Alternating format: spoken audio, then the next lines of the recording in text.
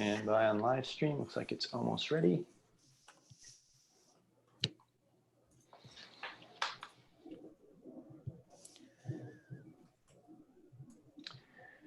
Yep, we are good. Okay, cool. Welcome everybody, HackFS hackers, to the Unstoppable Domains workshop. We are very excited to have with us Matthew Gould and Ryan Lee. I should have double checked that, but correct me on which one you prefer, which one it is. But yeah, these guys are going to be giving a workshop and an intro to what Unstoppable Domains is and what you can build on it with and during HackFS over the next 30 days. So we're really excited to have them with us. As you all know, or may not know, the staking deadline for HackFS is tomorrow at midnight. So please make sure to stake before that deadline.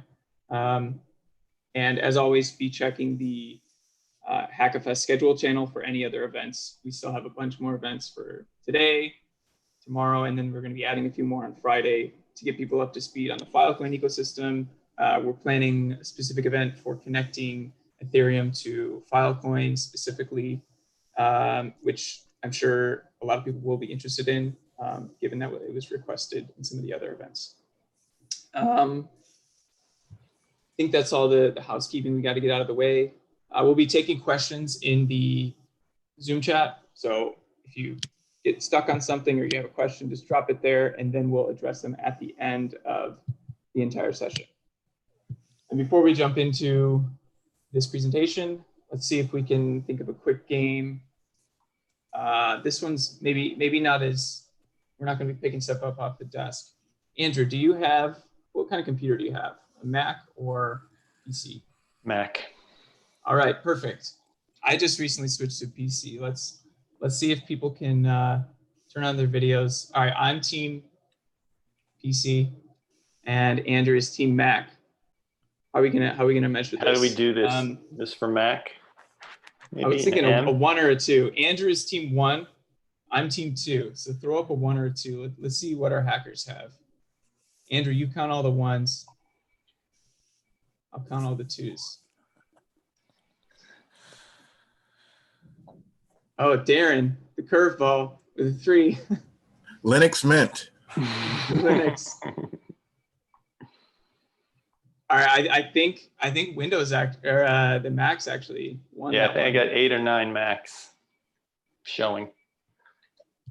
All right, Andrew, Team Mac wins, and then Linux coming in 3rd place. I should have known there was going to be something like that. All right, cool. Matthew, take it away. Share your screen. Tell us about Unstoppable Domains. Yeah, perfect. Thanks, everyone. Thanks for putting this together. Excited to do this presentation. So as you said, I'm Matthew from Unstoppable. I'm one of the founders there. Let me go ahead and get this presentation rolling. And go ahead and type this in. And then I've also got Ryan. We're both just waking up. It's early for us. It's PST, but typically we sleep in. So if we're a little bit cloudy, that's why. I've got a giant glass of coffee here though, so that'll help me get me through. Yeah, quick background on Unstoppable Domains. So we build blockchain domains and decentralized web tools. For the presentation today, we're going to give you a little bit about Unstoppable blockchain domains as the first step. Then we're going to do a technical overview of blockchain domains. So a lot of you are coming from the decentralized web side. You may not know as much about Ethereum. And then some people are coming from the Ethereum side. They may not know so much about the decentralized web. So we're going to try to bridge the gaps there between these two. We think blockchain domains are an excellent thing, an excellent connector between these two worlds. And then at the end, we're going to talk about the hackathon for Unstoppable prizes, of which we have 2 categories. One is for building decentralized websites and then linking them to a blockchain domain. And then the other one is chat, but we'll talk about that a little bit more in detail. And then at the end, Ryan is actually going to present some code that we wrote to do a decentralized chat on a peer-to-peer file storage network, GunDB, that he's just going to demo. And I think that may help people who are working on the hackathon prizes. Cool. All right. So let's see if this clicks. Great. So who are we? We are a company based out of San Francisco, founded back in 2018. We actually have taken funding from Draper and Associates. We went through Boost VC. Personally, I've been in crypto since 2013. Worked on Bitcoin projects previously, and was following very closely with Ethereum when it originally came out in 2016 or early 2016. Got engaged, and then also have been contributing to the Ethereum community along with Zilliqa, another blockchain. We launched Unstoppable Domains as a company back in 2018. And the main purpose is to replace cryptocurrency addresses. That was the first use case with the human readable name. So you can send money to matthew.crypto instead of a hex address. We also act as a domain for uncensorable website content. And one of the emerging use cases we're seeing is these domain names acting as an identifier. So at a high level, it's a user-owned URI, and we'll get into that a little bit more. And it's very flexible with really no restrictions, and it's kind of a pluggable Lego for the DWeb. And so we'll dive into that a little bit more. There's a little jargon there. So blockchain domain is very much like DNS. The difference is that the information about the lookups is stored on a contract on a blockchain. So you can just imagine it as a little piece of software code. In this case, it's a standard called an ERC 721. If you follow along with crypto at all, you may have heard of CryptoKitties. They created this standard. It's just a way to generate unique tokens that have a similar set of characteristics. In this case, these are all domain names. And then what these are used to do is resolve crypto addresses, websites, and other data. It's actually quite simple on the blockchain. So if you just imagine it, when you look on chain, we'll take a look at the contracts in a second, but there's just it's like a blank slate, and you can say, my name.crypto, and then it's a pointer, and it's just a giant table of key value pairs where you can put in anything. And this is very much like DNS records, where you can have, A records, text records, C names. I would say it's most like the text records on DNS because you can put whatever you want up there. And then how you want to resolve it is based on the libraries that you use to read that information. Why? So this is a question that we get all the time. Everyone's like, oh, DNS is great. And for people who maybe just use DNS to browse the websites, it does work great. There are some issues, we think, with the current system. It's centralized and custodial. So if you have blockchain domains, it's a way to, and you point to content on peer-to-peer storage networks, you now have a platform for hosting uncensorable content. So we're seeing a lot of talk now on social media about people being banned or not being able to say what they want to. It's actually much worse internationally than it is here in the US. We take a lot of our freedoms here for granted. I'm particularly worried about how our civil liberties are eroding very rapidly. So I'm coming from a very libertarian background on that end. And so we're trying to build something that will allow people to say what they want. And we'll have some examples of that where we can show at the end.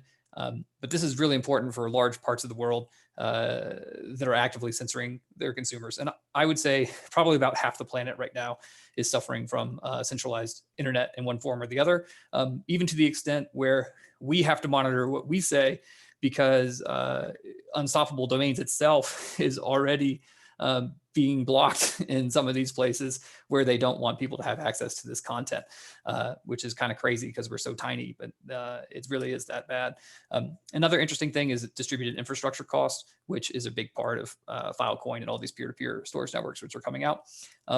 Something that's not obvious is that you have new possible design patterns because of the self-custody nature of a user-owned naming system. So all I can say, the easiest way to say it is right now on DNS, when you register your domain name, it's inside of the servers, and then GoDaddy is acting as your custodian, but you don't actually have the key in your cell phone in your local wallet. And because it's a custodial solution for naming resolution, it's not really consumer focused. So I would say that blockchain domains are much more consumer focused.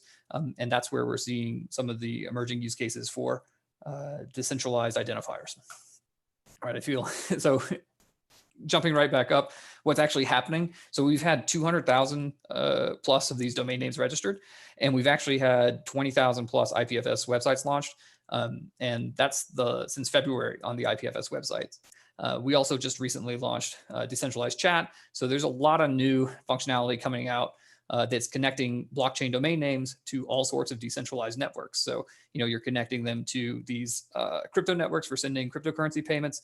You're also connecting them up to file storage networks like IPFS to host websites, or you're connecting them to a network that may be suited for chat protocol like GunDB. How does it work? Users are making a one-time purchase, right, of a domain name, and then you can configure the domain name, like I stated earlier, using the private key in your wallet. So when you buy the name, it's a blockchain asset that's transferred to you, just like a Bitcoin or anything else, and it's stored here forever. You then can update the configuration on it. We'll talk about how the suite of smart contracts work in a second, and point it to whatever content you would like, and then you can host the content. You're actually not hosting it on the domain, but you can host the content on your domain by pointing to the file on IPFS. And then users interact with that by using IPFS gateways or browsers. Opera browser actually recently started supporting the lookup of IPFS files on their Android, which was a huge move forward. We're very happy about that. And you can also use like a Chrome extension that can do these lookups for you. For hosting, this is what we're starting to see. So just kind of what's happening in the market. People are building static sites, single page applications, and we're starting to see hints of e-commerce because this is maybe the easiest place to get started. The places where we're seeing a lot of action in the market, and you actually see these guys here at the conference as well, it is like for simple uploading and CI tooling. I would point out Fleek is one that's helping to make websites happen. Another one is Pinata for pinning content up on IPFS. And then, we're seeing seeding tools emerge. So this is kind of what's happening inside the industry. Okay, so product demo. I guess I should go. That was a lot of talk. I'm going to do the demo of the product, and then we're going to do actual look through the smart contracts. So this is, let me go ahead and pull it up. So this is us, unstoppabledomains.com. It's a straightforward e-commerce site. You can type in, some domain. You search it up, you add it to your cart, you check out just like anywhere else. After you've bought your domain name, you can then go on to manage it. And this is the manage section. And this is kind of reminiscent of DNS. And then we have different records. There are three major uses right now. One is adding a cryptocurrency address. And this is what people are doing to make it easier to send crypto to each other. The other one is launching a website. So if you go into the website section, let's check this out. We've already made some templates. And so this is one of the things that we're doing in the hackathon. And like I said, we've had people launch 20,000 plus of these websites just in the last 4 months. And we actually have quite a bit of consumer demand for more complex templates. So that's one of the hackathon prizes that we're interested in supporting more of these to be built. We made a simple WYSIWYG editor. So if you want to publish some sort of website up here, you can pick a domain name and then do some basic editing and then deploy. So very basic stuff. It's like being in the 1990s again with the regular internet. The cool part though is that all this goes up to IPFS, and so that if someone wants to then resolve your domain name, they can just type it into their browser. You can see here I have a Chrome extension that allows me to do this resolution, and it will bring them to the website. One of the things I'm most excited about is actually blogs. So let me see if we have it here. So here's like a blog template. I would say maybe this is one of the first more advanced templates that combines using a blockchain domain name with a backend service like database on a peer-to-peer network. In this blog, we're actually using 3box, which is built on top of, I think they're using OrbitDB on top of IPFS. I'd have to check. Once you create this blog, I'm not going to go through this process right now, but it's signing a transaction to the blockchain, which updates the records for that the person that you can actually see on the domain name when you do the lookup on the Ethereum chain itself. And then you'll end up having, so here's a blog site. So I think this is Brad.crypto. I can bring this up. Brad's one of the other founders of the company. Right. And so he's got So he's got his blog here. It's very simple. I think we have like Tim Draper blog.crypto. Maybe he has one a little bit more. And these are just some of the websites that people have made. And this is really cool. So like this blog post here is the type of content that may or may not get banned on social media channels. And so if you want to say something, it's nice to be able to say that out loud in a place that can't be taken down. There's also applications on here that have started building. This is Audius. They're another app. And so they're like a music sharing application and this is 100% on IPFS. You can see this is being accessed through a gateway. I also have a browser locally that will read directly. But for the purposes of demonstration, I'm in Chrome. So that's basically how it works. We're a registry. You buy domain names, and then we make it really easy for users to interact with the blockchain. This is all hidden behind here, and then then you can easily deploy a website and get something up so people can work with it. Let me think if there's anything else there. Yeah, no, that's the basic product overview for blockchain domains. And I guess another thing to show here is payments, which we didn't really go into, but you can also do a lookup inside of a crypto wallet, and that way you can send crypto more easily. All right, so this is what we're here for, is the technical interview of the smart contracts. So I would point everyone to our docs, and that's probably the best place to get started. We actually also have a library for doing resolution, which makes it easier to do these reads off the blockchain. Okay, so how does the registry work on chain? So how does the blockchain domain registry works? It's a suite of smart contracts. They interact with each other in order to provide a DNS-like system. So the core contract is the registry contract, and this is actually just keeping track of which cryptocurrency address, which crypto key owns each domain name, and every single one of those domain names is a separate NFT token on Ethereum. And then we have a couple of helper contracts like the signature controller, the minting controller, the whitelisted minter, a prefix controller, and then also the resolver. And the resolver contract is what the user sees when they interact with the domain name, because that's where they're actually setting the DNS-like information. So this is a huge UMI diagram. I'm assuming we're going to post these slides somewhere. I would go pick this off our Medium and download this so you can look through. But just know that there is a place for you where you can actually see all the connections between these functions. And a brief overview for the registry contract. So what we try to ensure is that every domain has an owner, so every issued domain, and that every domain has control over its namespace, and that includes the subspaces. And then every domain stores its information on a separate contract called a resolver. And this just keeps the registry contract really tight and small on the code. So when you're looking at the blockchain to find out who owns what domain, you can find that on the registry contract. But when you actually want to look up the information for resolution on the domain name, you're going to need to go look at a separate contract that the user can control and update. All right, another contract we have is the minting controller. And one funny thing about blockchain domain names that we made the decision on is this is really one way. So if you make a mistake, like you send your domain name to the wrong place, then there's absolutely no way for us to get it back because that's written into the smart contract. This is a security guarantee. So this is maybe a weird thing about blockchain domain names that is not seen in traditional DNS domain names. So we have to be very careful when assigning out domain names in the first place to make sure that they go to the right person. This is the same issue that everyone has with cryptocurrency, where if you lose your key, you've lost your crypto. So that carries over here. There's no way to get around it.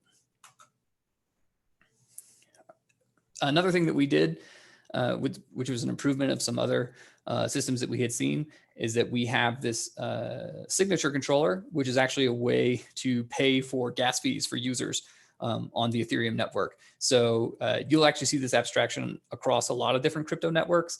You're seeing this already on Filecoin start to emerge, even though it's not launched yet, but people are preparing to have it so that you can pay on behalf of someone else in order to keep their data stored.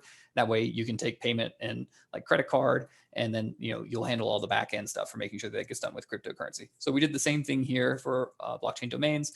And this allows us to just pay the gas cost for users And the way that we cryptographically guarantee that we're not cheating the user out of anything is the smart contract actually forces the user to send a signature. So they don't have to have any cryptocurrency to make an update, but they do have to sign it. And of course, you can also pay your own gas if you would like. Then we have the whitelisted minter. And this is used only for initial registration. Again, this was a design choice to make it easier to control and distribute the initial names. Like I just said earlier, once you issue a domain name, you can't get it back ever. And instead of just having a completely free-for-all system on initial registrations with an auction process or something, we instead to have a controlled drip here that allows people to register through us. Post-registration, the domain name is 100% controlled by them. All right, and then the last one is kind of like a feature of the ERC 721s, which is the URI prefix controller. This allows you to attach an image to your name. So the famous CryptoKitties or Gods Unchained or any of these other Ethereum gaming apps have a picture associated with a particular asset. This is what allows you to make that association. Also, interesting note, people are starting to store these on IPFS, like the actual image itself, instead of storing it at a URL endpoint or like an API endpoint for images.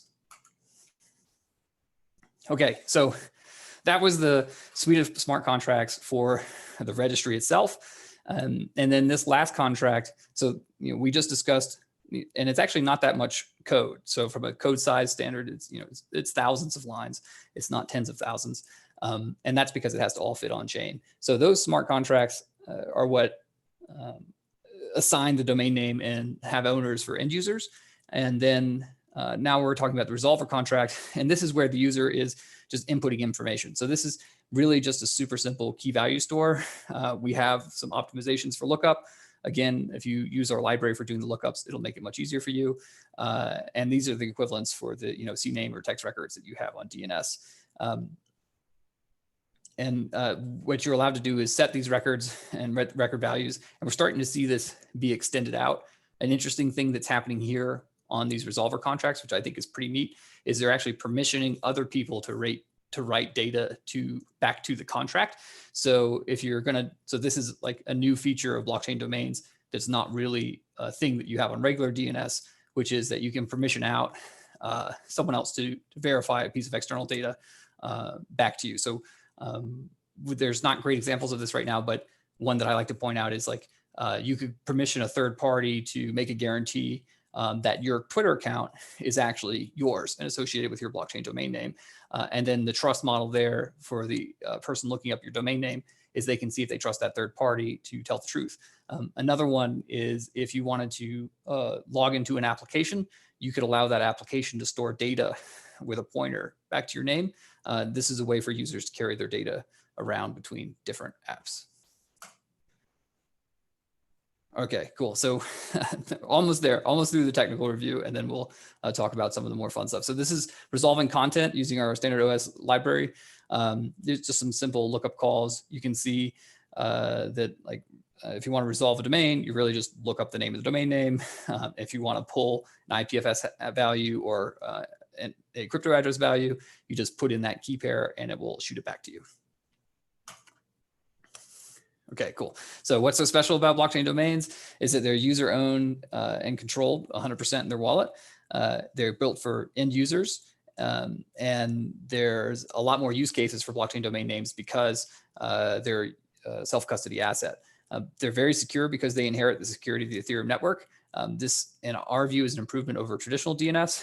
And they allow you to point to content on P2P networks like Filecoin and IPFS, which is kind of one of the building blocks of the decentralized web. One of the first things you do when you want to put content out on the regular web is you buy a domain name. And I think that it's pretty much the same way for users. So when we say that we're like trying to onboard the planet to the decentralized web, we really think that we're the user entry point. People are going to grab their domain name, and then they're immediately going to want to deploy a website or anything else that you would typically do with a domain. I referenced this earlier. We have an extension. We also have a browser. Opera browser for Android also allows you to access this. we're working on with a couple other extensions as well to broaden access to this. So it's easy to look up. You can also find all of these files through a gateway like Cloudflare. Okay, cool. Actually, if it's okay, I'll take a brief break here and then see if we had questions on that before we do the hackathon interview. Is it easy for me to actually just look in the chats? Is that the right place to look? Yeah, for questions. Perfect. Yeah, just give me 1 sec. See if I can find anything here and I'll come back. Boom, boom. Great. Okay, cool. So first question, and I'll just take them in order. How is this different from ENS? So quick story about Unstoppable Domains. We actually originally worked with an application on top of ENS. So we were originally by ETHdomains.com back in the day. So we have a very similar DNA to ENS. We split off and did our own registry originally because we built one for the Zilliqa blockchain. And then we also ended up building one for Ethereum called .crypto. So it's the same general concept of you have a smart contract platform that has different ways of resolving domain names. I would say we have very similar DNA in that respect. The differences are mainly about like organizational. So ENS is a nonprofit and they're very strongly Ethereum focused. Actually, they're a great team. I have a call with Brantley from ENS later today. So I like those guys. I think they do great technology work. We're just another version of a smart contract DNS. Just to give some comparisons, in the traditional .com world, there are 1,500 top level domains. I think that blockchain domain world, we're going to have just as many, if not more of these extensions. And it's really just a difference between the things that you tend to emphasize. We are much more focused on the decentralized web at this point in time, and we've actually deployed a lot more websites. But other than that, like I would say it's like the same flavor, or maybe like a different flavor of a very similar Kool-Aid. All right, cool. So, all right. So another one is it looks like it's bundled with a domain through IPFS as well. So it's not really bundled. It's more like the domain name is a blockchain-based asset, and then you can point it to any peer-to-peer file storage system that you want. When we built our application, we actually built it to make it super easy to deploy IPFS websites for end users, so you could click buttons. So they're very tightly coupled, just because we think IPFS is a great way to store peer-to-peer content. I'm personally very excited about having incentivized peer-to-peer storage networks, and there's lots of them launching this year because I think that that's like a missing piece in making the D-Web happen. Next question is, what if you have a main ETH address? And this is from Nestor, so thank you for the question. And want to have multiple websites using multiple .crypto domains. Can I have multiple domains point to the same ETH address, or do I need to have a different ETH address for each domain?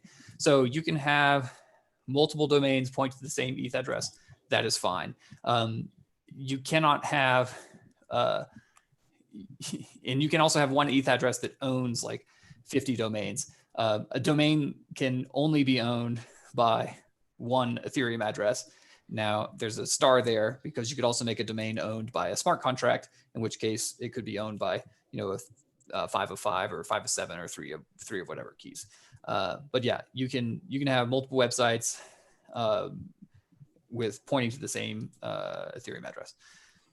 Can you have multiple domains linked? Not exactly sure what you mean there, but I think yes. Okay, cool. All right, I'm going to see if I can find some next ones here. Cool. Yes, it does need to be accessed through an IPFS enabled browser. So this was from Joseph. He's like, the question I guess is, does it need to be accessed through an IPFS enabled browser? It does, or that browser can use a Chrome extension. Like you see here, I have the Unstoppable Chrome extension, and then I'm just loading it off of Cloudflare's gateway to IPFS. We're starting to see more browser support. So I'm hopeful that eventually you'll be able to do this just direct in Chrome, or maybe by designating a DNS provider that then supports these domain names.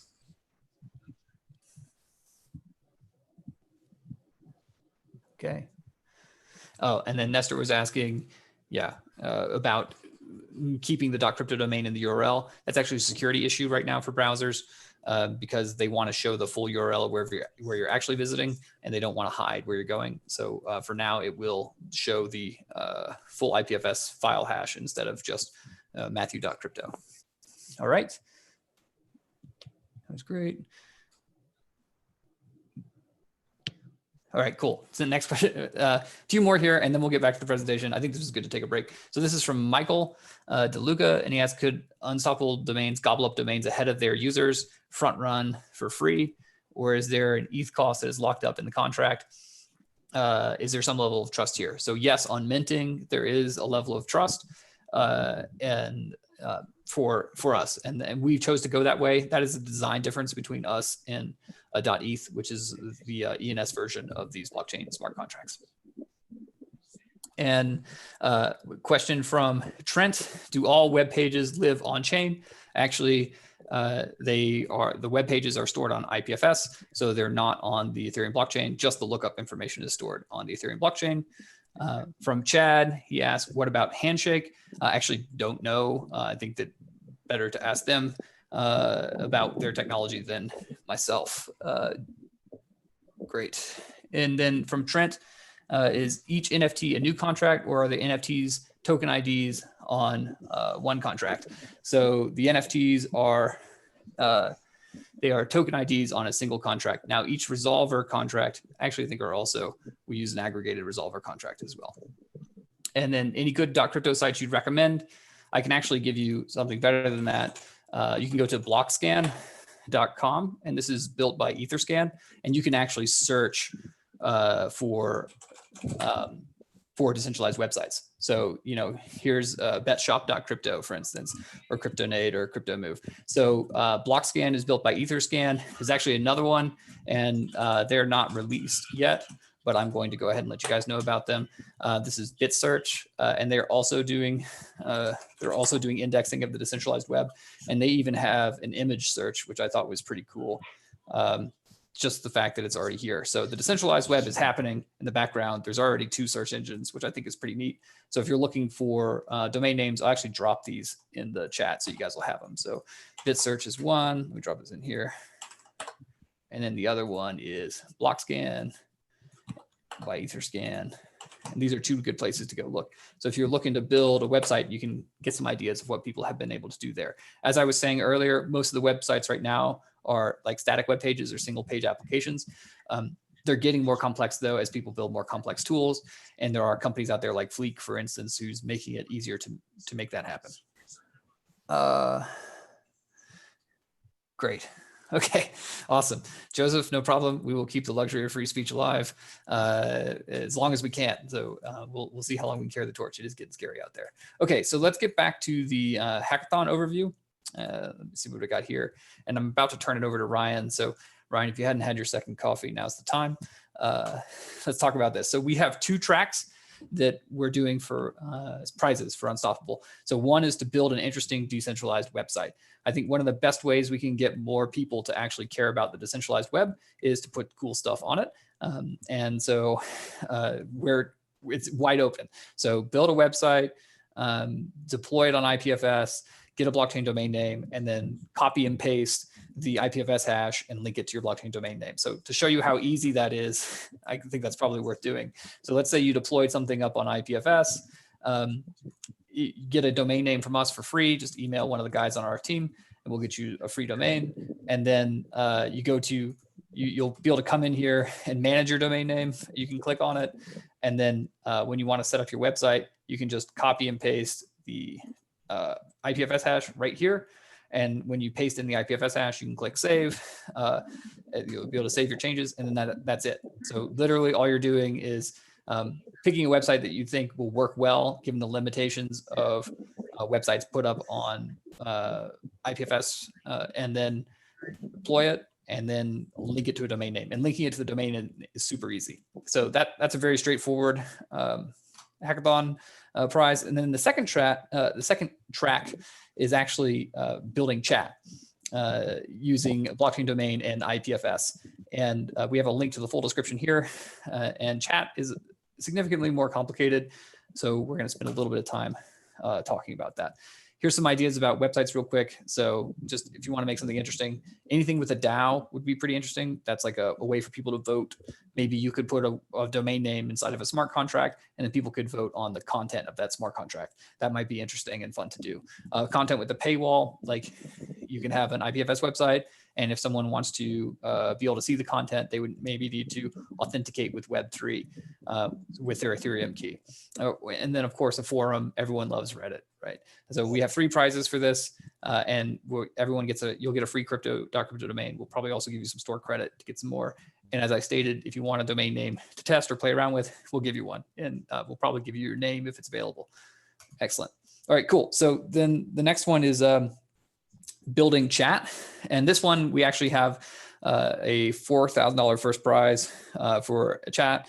And there's actually a couple of different database systems to build chat on IPFS. So there's OrbitDB, which has been around for a little while. Then there's ThreadsDB. So OrbitDB team is also around, and they're willing to help with this. ThreadsDB team, I've also talked with them. They're trying to publish some more information about how you would build chat using ThreadsDB. Both of those are on top of IPFS.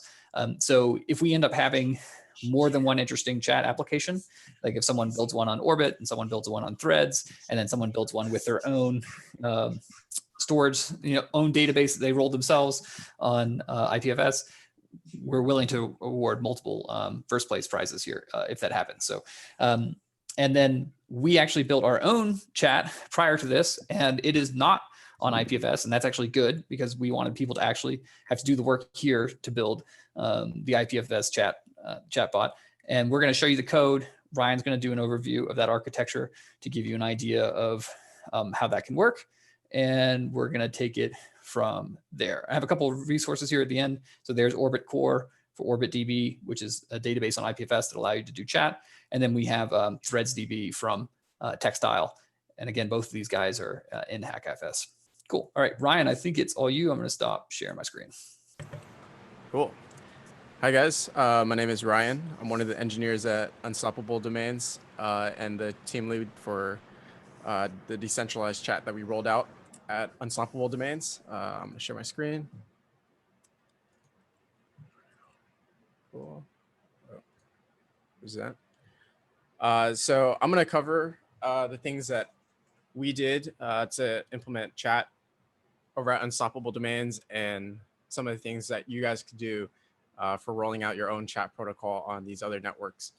Matt mentioned OrbitDB, ThreadsDB. OrbitDB is great. It's built on top of IPFS, and they have a incentive structure built with Filecoin for people to host content on their system and store it forever. So we built our chat system on a different protocol that doesn't have this incentive structure. So we're just doing like first concept. It had a login system built into that. So one of the things that's required for building out a chat protocol is connecting out these domains to chat IDs on a peer-to-peer storage network. GunDB was our protocol that we used, and they have a login system that allows you to get a chat ID. It's a very long string. It's over like 64 characters. So blockchain domains were a perfect solution to this. You connect your chat ID to your blockchain domain. And if you want to chat with a peer, you just say, hey, contact me at ryan.crypto and chat for me from there. And they'll look up your domain and they'll resolve it just like how they resolve cryptocurrency addresses. They'll say, okay, this is your chat ID. This is how I resolve it. These chat protocols should also implement encrypted direct messages. Using this identifier, you can message other users. And the great thing about these blockchain domains is it allows a layer of security. So it ensures that you are chatting with the right person.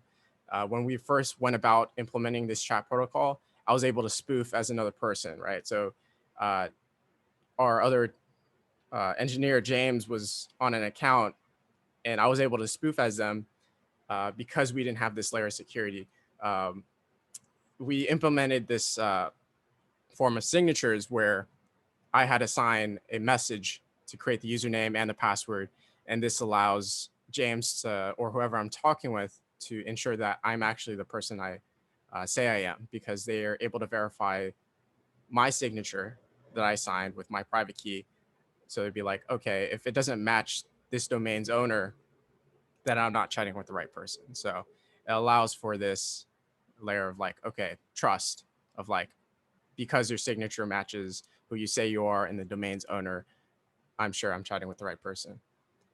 There's also announcement channels. So if you guys head over to unstoppabledomain/chat, you log in, you can add contacts, chat with other people, but we also have these channels which allow you to broadcast to many people, lists of users. Like, for example, in Telegram, you have like 10,000 users. You want to have your own channel, talk with many users that are connected there.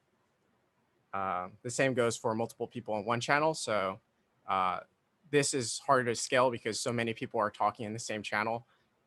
You have to incorporate all these messages of all these users in that channel. So we haven't limited tested this quite yet.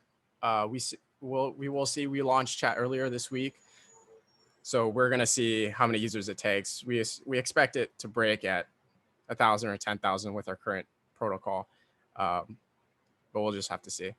And of course, you can send crypto to the people that you're messaging. So because their chat IDs are tied to their blockchain domain, you get other information like IPFS websites, cryptocurrency addresses that they've linked to their domain name. So it's this is a very easy solution to do. It's the same as resolving a chat ID. Cool. So these are the core features of this chat protocol. If you guys were to implement this on other networks such as OrbitDB, and ThreadsDB. So connecting to a blockchain domain to a peer-to-peer storage, this is required with accounts. So when you're creating credentials, you send them to the peer-to-peer network, and then you'll get back a chat ID or identifier that you will tie and link to your blockchain domain. How we did this with GunDB is that we required the signature of the domain. And then for the password, you could really use anything. We use the signature of the username just so that our users don't have to remember a password and write it down. All they have to do is sign their domain again, or their username, and that becomes their password. So they just do 2 signatures and they're logged in. I'm actually going to show you guys real quick some part of the code that we use to create these accounts. So here we just load up the GunDB library. We connect to a super peer, and we request signatures for their domain from their wallet. Of course, the signature has to come from the domain's owner. We do check this, and as well as the password. So when you're chatting with the user, you are verifying their signature, right? Because you can, thanks to the great signature scheme, is when you sign something, you can ensure that this address sign this message, right? So the gun username is the message, and for the password, we have them sign again. And so for this is creating the account. The same goes for if you are to create contacts. You're just looking up. So you want to add Ryan.crypto. You're looking up their GunDB username from that, because this is stored in a record. And their record is, here's the fetch request right here. So using the Unstoppable Domains API, we're able to find their gun username and their public key. GunDB has 2 identifiers. It may be different for other networks. That's a bit about that. Continuing on. So how do direct messages work? We use a chat ID that we've resolved from the blockchain domain, and we send a contact request to the peer. So how, just based on how GunDB works, is that you can't write to another person's storage. You kind of have to write it onto your own storage, because you don't have permissions to write to someone else's storage. So you're just saving it on your own. And then you're writing a contact request in a public storage area, which the contact you're messaging is going to be listening in from. So they can get contact invites from this public storage area, and they know, okay, I should check this other person's storage to see if I have messages from them. And the person that's sending it encrypts this message on their own storage, so that person can only read it. I can see that you've written a bunch of messages on your storage, but I can't read it unless I'm the peer that you're writing to. And I can show this over in our little library that we wrote for GunDB. I hope I'm sharing the same screen. Yeah, it should be the same screen. So for example, sending messages to contact, this is our own unstoppable chat library that we wrote for GunDB. We are creating, logging into the account, getting the secrets. This of course would be different for other protocols. We encrypt this message with the secret key. GunDB has account systems, so they generate public and private keys for you. And you encrypt it, you write it into your own storage, and then you write it into public storage. And this is how messages are sent. So the protocols will of course be different. OrbitDB is built on IPFS, and they have their own login system, so that's great. Makes it very easy to implement chat by having a login system like that. Yeah, Ryan, just a brief comment here so that everyone can kind of tune in. And I guess what you can take from the chat is we've found, and he's going to discuss some more things here, but there's a few things that are going to be replicable. And if it's the signature schema. So the idea of taking the person has a private key for the blockchain domain name, and then using that to confirm their chat ID, and then associating that back to the blockchain domain name. And that way, when you're chatting with the person, Ryan.crypto, that you can confirm that it's actually the person who owns Ryan.crypto. So that signature schema on any kind of decentralized chat network, that's going to be critical. You're going to want to that uses a blockchain that uses a blockchain domain. You're going to want to guarantee that the person you're talking to is that person. So that signature schema, just that signing, which is really simple, but you want to make sure you get that right. The other one is the contact request schema, which Brian kind of elucidated there. And we actually had to think about that quite a bit. You're obviously going to have a problem with people spamming you with contact requests. There's multiple ways of making a much more complex contact request system. In our instance, I believe it's wide open. Ryan, you can correct me if I'm wrong, but we left it wide open because it was significantly easier to get the first build out that way. But there's a lot of innovation that could be done with contact requesting. It's even more difficult for channels. And I think Ryan will talk about that a little bit more. But if you want to have a contact request with another user, you have to figure out how you're going to find each other and set up a system for doing that. And then you may also want to think about how you can prevent spam in that system. So the signature schema, that's pretty straightforward, but you just want to make sure you get that right.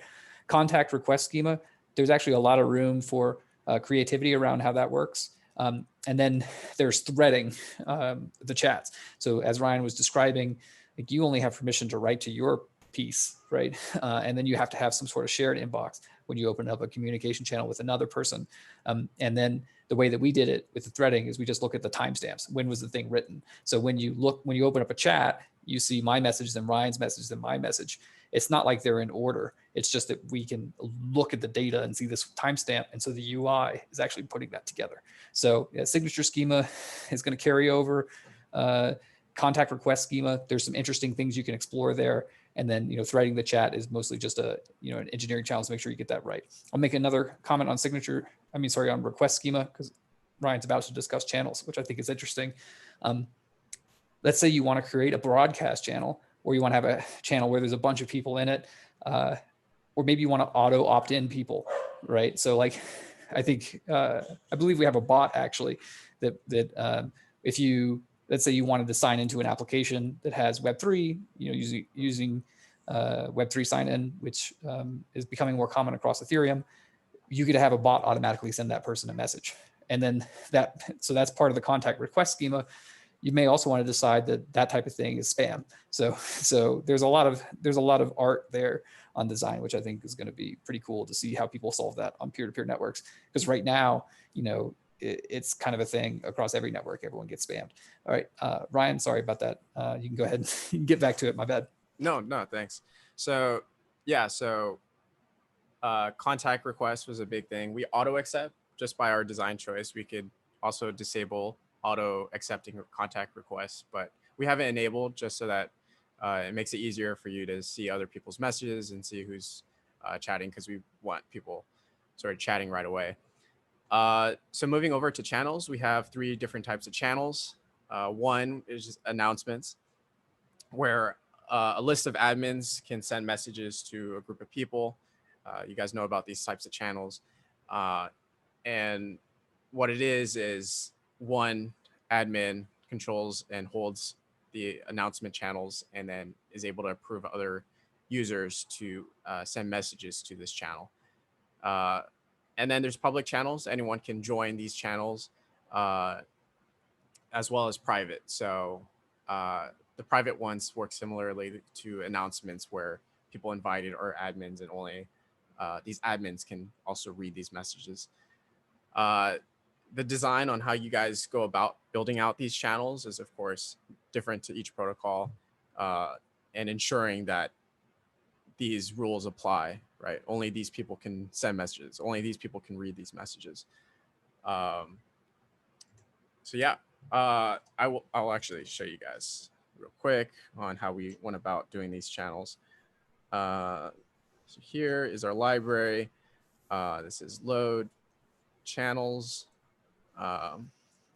So we connect to this, we store these channels in this public area, and the person that created it is automatically an admin, and then they approve other admins to these channels. So this library is pretty dense. There is a link to it that you guys can see. Let me go ahead and drop it into the chat if it's not already there.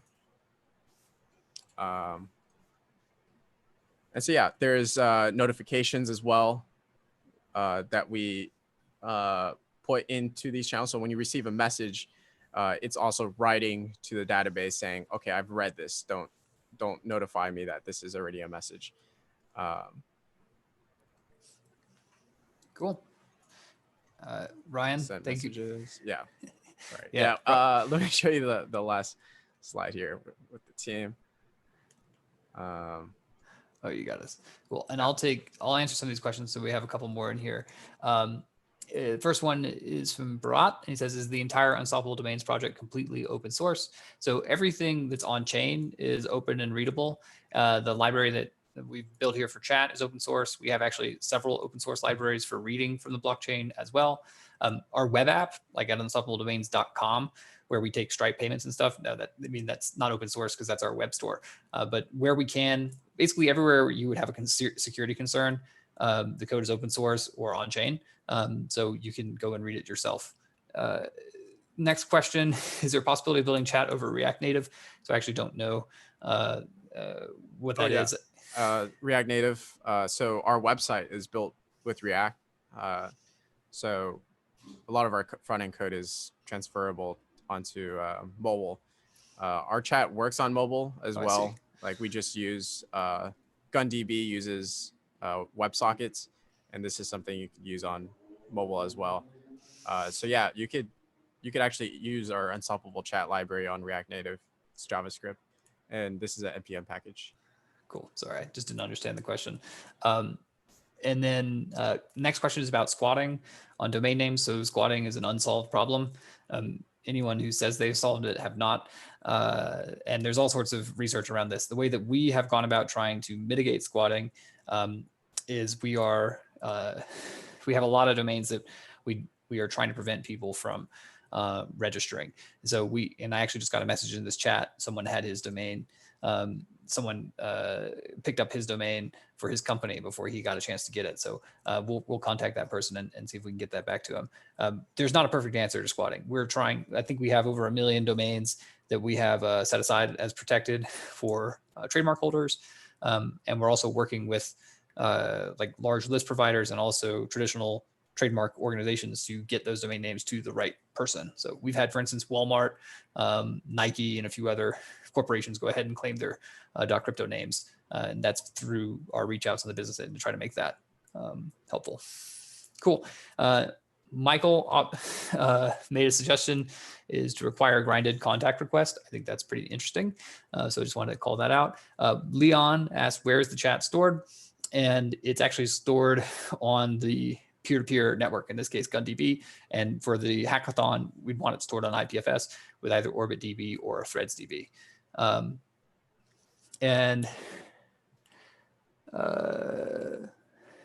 Yeah, and then the next one is, does Unstoppable support subdomains? The answer is yes. We're rolling that feature out slowly though, because of phishing concerns.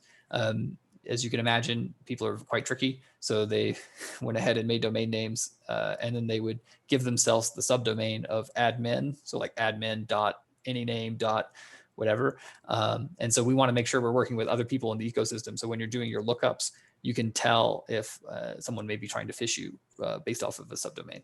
But yeah, the subdomains do work and you are able to build them. Someone's asked, can you attack the resolver by signing a bunch of transactions and burning gas? And not really sure how someone could, I'm not really sure about how someone could attack the resolver. So if they don't have permission to sign, then they would just be burning their own money to do it. So, and then within our application, we're obviously monitoring transactions that we pay for. Cool. All right, guys, that was great. We're at our hour here. I did not think we would go this long.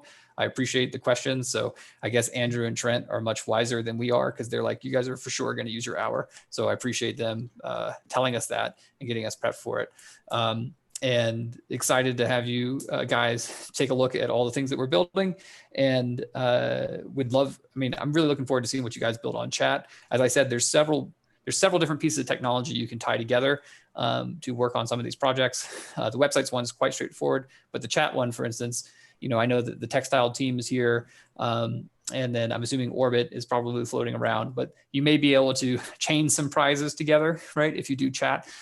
So I highly suggest that, as someone who's participated at multiple hackathons, and Ryan, as someone who has won more hackathons than anyone else on our team, can tell you, if you can get your entry in 3 or 4 places at once, that's much better than just one. So looking forward to the entries. And if you guys have questions, follow up with us. We'll be at our office hours. And thanks again, HackFS, for having us. Thank you. Yeah, you wrapped it up better than I could. If anybody has questions, jump in the Slack in the dedicated Unstoppable Domains channels, and I'm sure they'll be ready to answer your questions. I think we can wrap there. Cool. Thank you again, both of you. Bye, everyone.